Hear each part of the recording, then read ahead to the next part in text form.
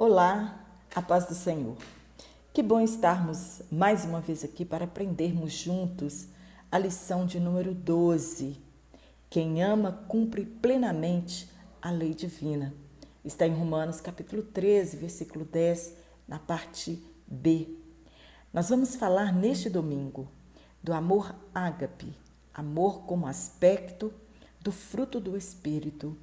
Nós não vamos falar de amor fraternal, nós não vamos falar de amor entre marido e mulher, não vamos falar do amor ao próximo, mas nós vamos falar do atributo de Deus chamado amor e que é transferível para nós.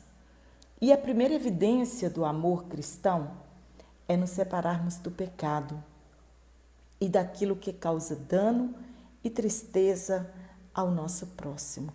Está na nossa Bíblia de Estudo Pentecostal. O nosso textuário está em Romanos, capítulo 13, e o versículo 8. A ninguém devais coisa alguma, a não ser o amor com que vos ameis uns aos outros, porque quem ama aos outros cumpriu a lei. E esta dívida de amar o nosso próximo, essa dívida nós não vamos conseguir quitá-la nunca. E por falar em dívida, só abrir um parêntese aqui, que não é tema dessa nossa lição, você pode perguntar, o cristão, ele pode comprar a prazo? O cristão, ele pode pedir dinheiro emprestado? Sim, tem nada que condene, mas desde que ele pague as suas dívidas, desde que ele não deixe de cumprir com as suas obrigações. O prescrever, o nome do SPC, muitos cristãos acham, porque venceu os 5 anos, ele não deve mais. Mas é engano de quem pensa assim. Os 5 anos ou prescrever a sua dívida não quer dizer que você ainda ou não deve mais nada a ninguém.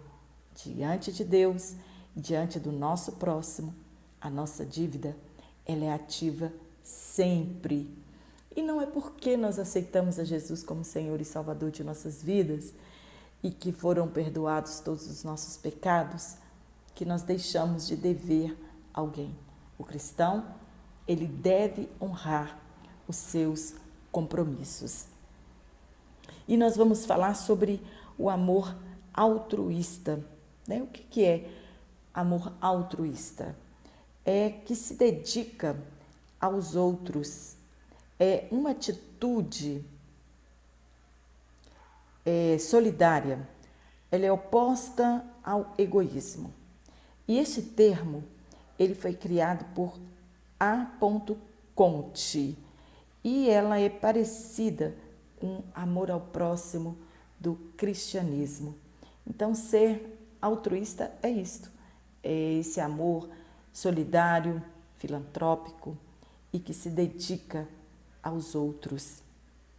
E está na nossa leitura em classe diária, Mateus, capítulo 22 e no versículo 39, Se nós amarmos uns aos outros, esta é a única prova. Jesus disse em João 13,35 que o amor é a prova do discipulado. Se nós amarmos uns aos outros. E espero que você leia toda a leitura diária, pois ela é de grande importância para enriquecimento das nossas aulas.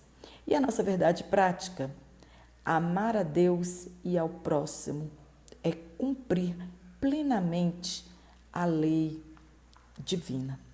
Então, nessa lição de número 12, nós vamos falar da base do nosso relacionamento com Deus, do nosso relacionamento com o próximo e comigo mesmo. E esta base é o amor, mas é o amor ágape.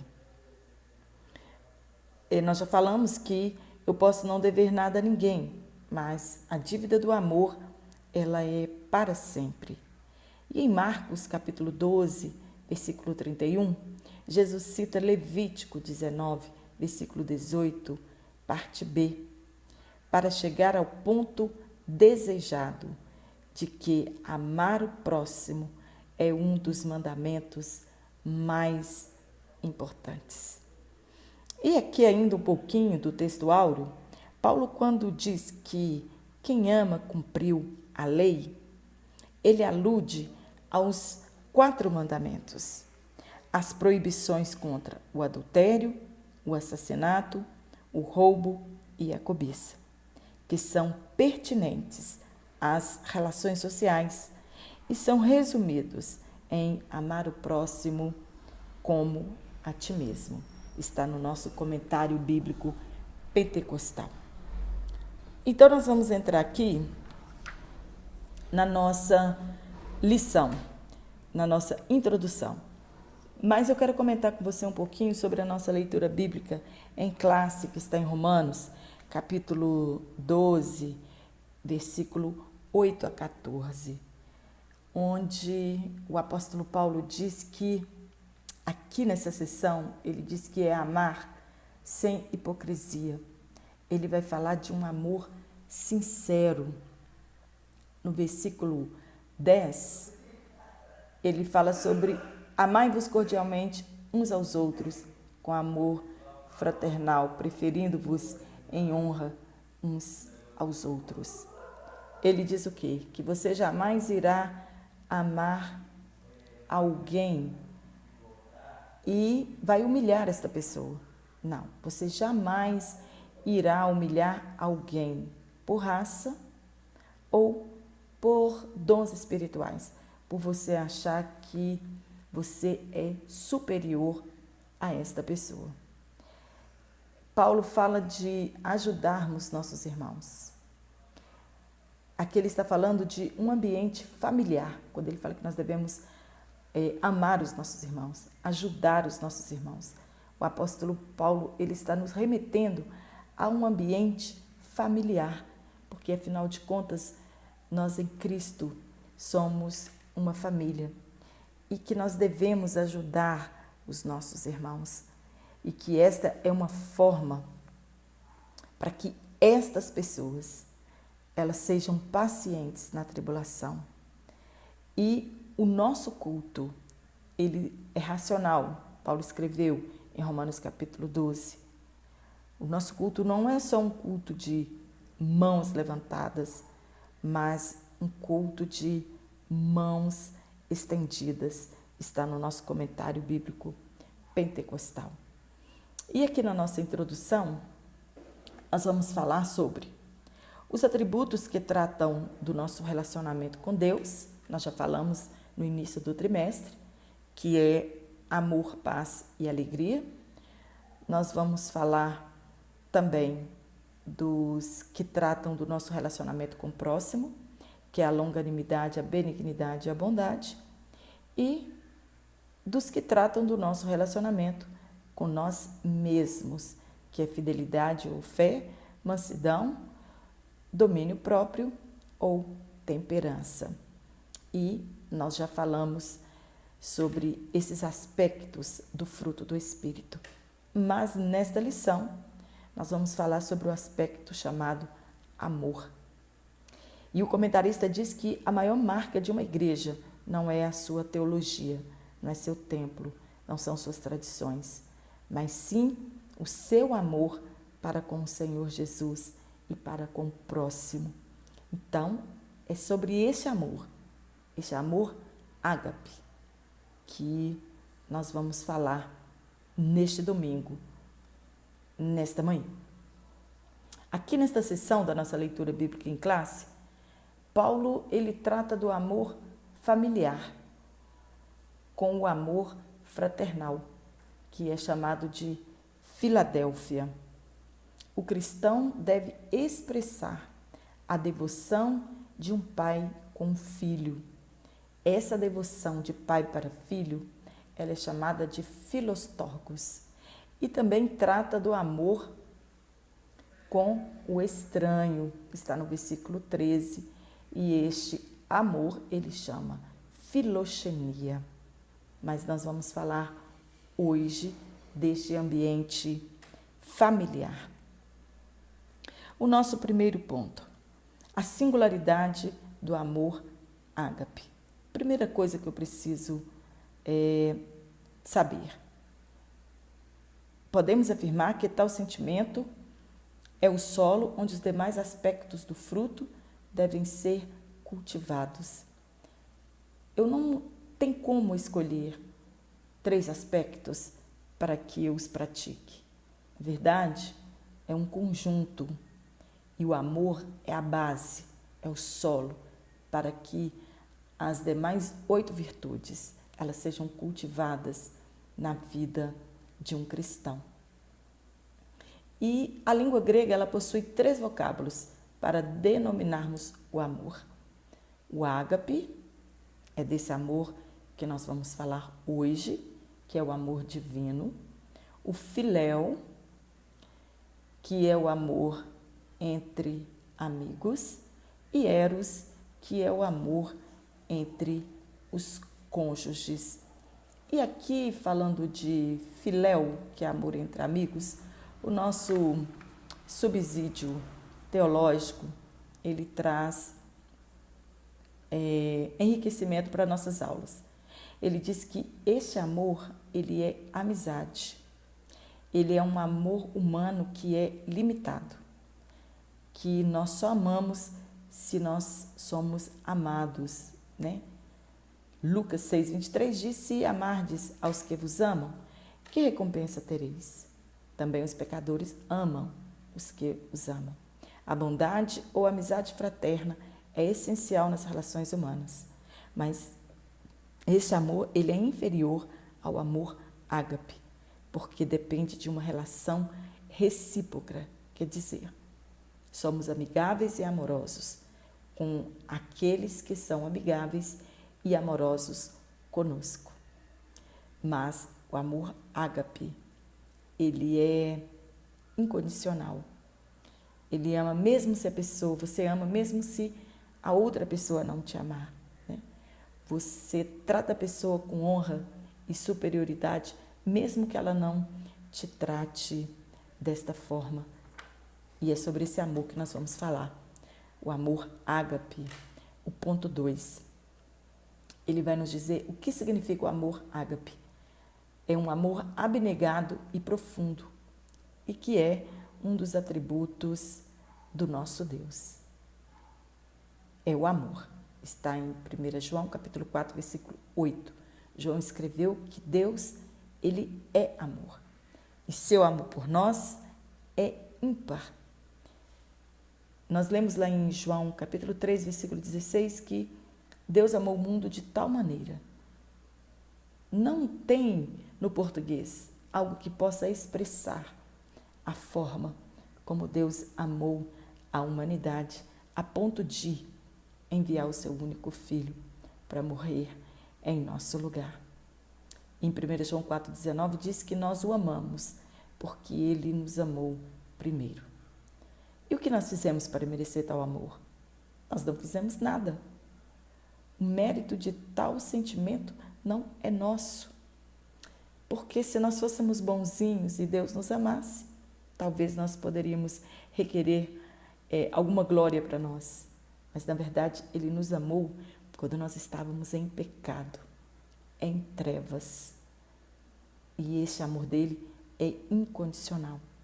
Então, o mérito de tal sentimento, ele não é nosso. Mas ele nos amou quando éramos ingratos e maus e nos deu o seu Filho unigênito para morrer em nosso lugar. E a maior prova de amor que nós temos da parte de Deus é ele enviar o seu Filho amado. O melhor de Deus já veio para nós. O melhor de Deus já veio para a humanidade. O amor ágape derramado em nós. Se nós não temos esse amor derramado em nossos corações, nós precisamos que ele seja e pedir a ajuda do Espírito Santo para que ele possa nos ajudar, para que possamos produzir o fruto do Espírito com seus 9 aspectos. Então, quando nós recebemos pela fé o Senhor Jesus, nós nos tornamos uma nova criatura. Quando Jesus conversou com Nicodemos Em João capítulo 3 e no versículo 3, ele diz que é necessário que eu passe pelo novo nascimento. É necessário nascer de novo. E aí assim foi nos enxertado o amor que é a essência do Pai. Se somos discípulos de Cristo, amamos ao Pai e ao próximo. O amor de Deus em nós nos proporciona paz, longanimidade, benignidade, bondade, fé, mansidão e temperança. Quem tem o amor de Deus considera o próximo e está sempre disposto a servir a todos. 1 João capítulo 4, versículo 20, ele diz: se dissermos que amamos a Deus e aborrecemos o nosso irmão, nós somos mentirosos, porque como podemos amar a Deus que não vemos, se nós não temos a condição de amar o nosso próximo, que nós podemos tocar? E aí, o comentarista nos pergunta: como nós devemos amar a Deus? Como que eu devo amar a Deus? Em Lucas, capítulo 10, versículo 27, está no nosso subsídio didático. Jesus disse assim: amarás ao Senhor teu Deus de todo o teu coração, de toda a sua vontade, com as suas emoções, com o seu raciocínio e de toda a sua alma, de todas as suas forças, de todo o teu entendimento, e a teu próximo como a ti mesmo. Como eu posso amar o meu próximo e não amar a Deus? Ou como eu posso amar a Deus e odiar o meu irmão? E não ter carinho pelo meu próximo? É impossível. Olha bem o nosso segundo ponto: amar a Deus e ao próximo. O amor a Deus. O amor de Deus por nós é altruísta, abnegado e ímpar. Já falamos o que é altruísta, ser uma pessoa altruísta. E o que Deus nos pede? O que nós acabamos de falar, que nós o amemos de todo o coração. E como eu posso expressar o meu amor a Deus? De várias formas. Uma delas é sendo fiéis em nossos dízimos e ofertas, louvores, orações, lendo a Bíblia. Mas a melhor maneira de expressar o nosso amor a Deus é abandonar o pecado e procurar ter uma vida santa. Quem ama a Deus não tem prazer na prática do pecado. Quem se encanta com o pecado não ama ao Senhor e nunca o conheceu. E a pergunta que fica para nós: nós podemos servir a dois senhores? Ou vamos agradar um, ou vamos desagradar ao outro? Ou aprendemos na lição passada: quanto mais amamos o mundo, menos nós amamos a Deus. E a nossa amizade com o mundo nos faz inimigos de Deus. Então precisamos escolher, e escolher enquanto há tempo, a amar a Deus, a servir a Deus e rejeitar o pecado, amar a sua palavra, amar os seus mandamentos e amar o seu estatuto. Por isso, Jesus afirmou que muitos dirão naquele dia: Senhor, não profetizamos nós em teu nome? Não expulsamos nós demônios em teu nome? Mateus 7, 22. Qual é a resposta que Jesus dará? Apenas uma: nunca vos conheci. Nós não podemos ficar em cima do muro, nós não podemos servir a dois senhores, nós não podemos amar o mundo e os seus encantos, nós não podemos servir ao dinheiro, nós não podemos odiar o nosso próximo. Isso tudo vai de encontro da palavra de Deus. Segundo ponto, o amor a si mesmo. Ah, mas isso é narcisismo? Não, é mandamento divino. Eu preciso aprender a me amar para que eu possa aprender a amar o meu próximo. É fazer para o meu próximo tudo aquilo que eu quero fazer. É o que nós chamamos de empatia, é ver no próximo, né? É me ver no próximo, é ver a necessidade do próximo como se ela fosse minha, do meu irmão, como se ela fosse minha. Então, eu preciso me amar e somente assim eu vou aprender a amar o meu próximo. Amar a si mesmo é, acima de tudo, um mandamento divino. Jesus ele disse que o segundo maior mandamento, semelhante ao primeiro, é amar o teu próximo como a ti mesmo. E hoje, infelizmente, nós não estamos praticando este amor de amar o nosso próximo. Certamente não gostamos das nossas falhas e imperfeições. Não somos perfeitos, mas precisamos colocar diante do Senhor tudo o que somos para que Ele venha nos transformar.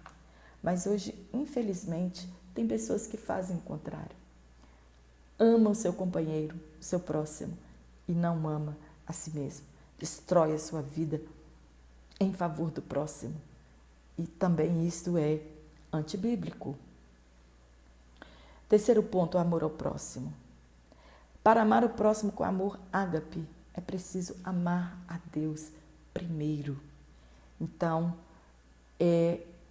primeiro nós amamos a Deus, depois eu amo a mim mesmo e aí eu amo o meu próximo. O relacionamento deve ser esse e a ordem não pode ser diferente. Nós precisamos amar a Deus sobre todas as coisas. Nós devemos amar a Deus mais do que amamos qualquer coisa na face da terra. O apóstolo João diz que Deus é amor e quem não ama jamais o conheceu. Aqui o nosso comentarista vai dar um exemplo de um fariseu, que ele perguntou a Jesus qual era o grande mandamento da lei. Então o mestre ensinou que amar ao Senhor de todo o coração e ao próximo é um resumo de todos os mandamentos. É importante ressaltar que amor não é somente sentimento. O Evangelho, ele não é de sentimentos, mas ele é de atitudes, ele é de ação. É igual a palavra oração. É orar, mais ação. O cristão precisa orar e agir. O cristão precisa amar e agir. Ele precisa amar e socorrer. O cristão precisa amar e estender as suas mãos. O amor como fruto do Espírito faz com que eu queira para os outros aquilo que eu desejo para mim. Faz com que eu tenha prazer em doar meu tempo, meus dons e talentos para o bem do meu próximo. E será que nós estamos fazendo isso? Amando o próximo, estendendo as nossas mãos, dedicando um tempo para dar um conselho, fazer uma visita àqueles que estão doentes, àqueles que estão necessitados, ajudando a suavizar a prova do nosso irmão? Será que nós estamos sendo amigáveis com a nossa família que veio de Deus? Terceiro ponto. Sob a tutela do amor, rejeitamos as obras das trevas. Primeiro ponto. Debaixo da tutela do amor. O que é uma tutela? O comentarista aqui na lição, ele diz que a tutela é um encargo jurídico de velar por, representar na vida civil e administrar os bens de menor, interditado ou pessoa desaparecida. É você cuidar de alguém que não tem ninguém por ela. É você representá-la na vida civil e cuidar de tudo que ela tem, como se aquilo tudo fosse seu. Então, logo ter um tutor significa ter alguém para amparar, defender e proteger. E que fora da tutela do amor ágape, o amor divino, o crente pode voltar à prática das velhas obras infrutuosas da carne.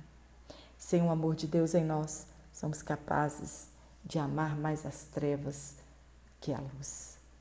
Então precisamos amar a Deus, porque se eu amar a Deus, eu vou amar a mim mesmo, eu vou amar o meu próximo e vou odiar as trevas. Eu vou amar a luz, eu vou odiar as trevas. Eu vou me desvestir da velha natureza e vou me revestir da nova natureza. E o amor de Deus, ele vai ser a base para toda a sua vida. Segundo ponto, o amor, antídoto contra o pecado. Somente amamos a Deus, somente amando a sua palavra, somente amando a sua presença, nós vamos rejeitar o pecado. Quem ama, ele não trai o seu cônjuge, ele não mata, ele não rouba, ele não cobiça, ele não dá falso testemunho, ou seja, ele não faz nada que possa desagradar ao Pai Celeste. Quando nós lemos 1 Coríntios capítulo 13, Paulo vai dizer que nós não podemos, de maneira nenhuma, amar as pessoas, né? Ter dons espirituais, fazer milagres e maravilhas sem ter o amor. Os dons, para serem eficazes, eles devem ser acompanhados do amor. Vai lá, dá uma lida de novo em 1 Coríntios capítulo 13 e você vai ver o que Paulo escreveu a respeito do amor. Ele diz que mesmo se eu falasse a língua dos anjos e não tivesse o amor, nada valeria. Então você pode ser o melhor e maior pregador, o melhor cantor, o melhor ensinador, o melhor doutrinador, mas se você não amar, se nós não tivermos esse amor ágape, esse amor profundo, abnegado, nós não vamos representar Cristo aqui na face da terra. O amor, ele nos faz agir de modo cortês e paciente, demonstrando ao mundo que somos discípulos de Cristo. Jesus, ele disse, está lá na nossa leitura diária, João 13:35, que uma das características para que o povo reconheça que nós somos discípulos de Cristo é quando nós amamos uns aos outros. E quem ama, ele não trata com leviandade. Quem ama não mata, não espanca, não ensoberbece. Ele ama incondicional. Ele prefere sofrer o dano do que prejudicar o seu próximo. E nós só conseguimos isso com a ajuda do Espírito Santo de Deus. E quando nós temos o amor, nós não praticamos as obras da carne. Terceiro ponto, o amor leva à obediência. Quem ama, obedece. E se nós amamos a Deus, nós vamos obedecê-lo. Amar envolve ação, envolve atitude. 1 João 3:18. Nós não podemos amar apenas de palavras, nem de língua, mas por obras e ações. O irmão não precisa apenas de nossas orações, mas de nossas mãos estendidas para ajudar. Quantas vezes nós encontramos pessoas que vão fazer visitas para pessoas que estão doentes, desempregadas, e acham que apenas por orar o problema da pessoa vai resolver. Não, nós já aprendemos que o dinheiro de Deus está em nosso bolso e nós precisamos entrar em ação e socorrer aqueles que estão oprimidos, aqueles que estão necessitados, que nós possamos estender as mãos para eles. E quando Paulo diz que nós devemos comunicar com os santos em suas necessidades, ele diz que nós devemos ajudar, né? Levar mantimento. Se você sabe que uma pessoa está desempregada, que está enferma e que está passando por uma situação difícil, nós não precisamos esperar que essa pessoa peça, mas nós precisamos ajudar, levar isso para a casa de Deus, para aqueles que estão aflitos, possam ter suas necessidades providas de imediato. E Deus conta conosco. O reino de Deus conta conosco. A nossa família cristã, ela conta conosco também. Então, precisamos ajudar. A palavra de Deus diz que é melhor dar do que receber. O que Paulo quis dizer com isso? É melhor eu doar para as pessoas do que ficar amontoando fortunas, guardando dinheiro. Nós nem sabemos que dia que vamos ser chamados para estar com Deus e daqui não vamos levar nada, né? Então precisamos socorrer aqueles que realmente estão necessitados. E se você ainda não tem desprendimento disso, nós precisamos orar e pedir ao Espírito Santo que nos ensine a desprender das coisas materiais e ajudar voluntariamente os nossos irmãos. E aqui o nosso comentarista, no subsídio teológico, ele cita Romanos 13:10 e ele fala sobre os mandamentos positivos e sobre os mandamentos negativos. Segundo a Bíblia.org, o judaísmo, na sua crença, na sua religião, ele tem 613 preceitos que representam a regra da vida deles, né? E deste número, dos 613 preceitos, 365 são mandamentos negativos, isto é, são proibições, e 248 são prescrições, isto é, mandamentos positivos. E os mandamentos positivos é faça, e os mandamentos negativos é não faça. Mas nem todos estes mandamentos, eles são praticáveis. Positivos, os mandamentos positivos, eles são relacionados ao número de ossos ou mais órgãos importantes do nosso corpo. E os mandamentos negativos, eles estão relacionados ao número de dias do ano solar. É como se esses mandamentos dissessem para nós, os negativos: rejeite o pecado hoje, somente hoje. E por 365 dias nós vamos rejeitar o pecado.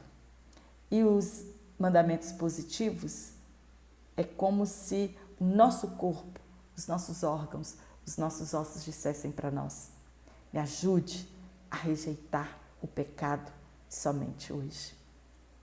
Que Deus em Cristo te abençoe, que você tenha uma ótima aula neste domingo e até a próxima aula, se Deus assim nos permitir então. Fique com Deus.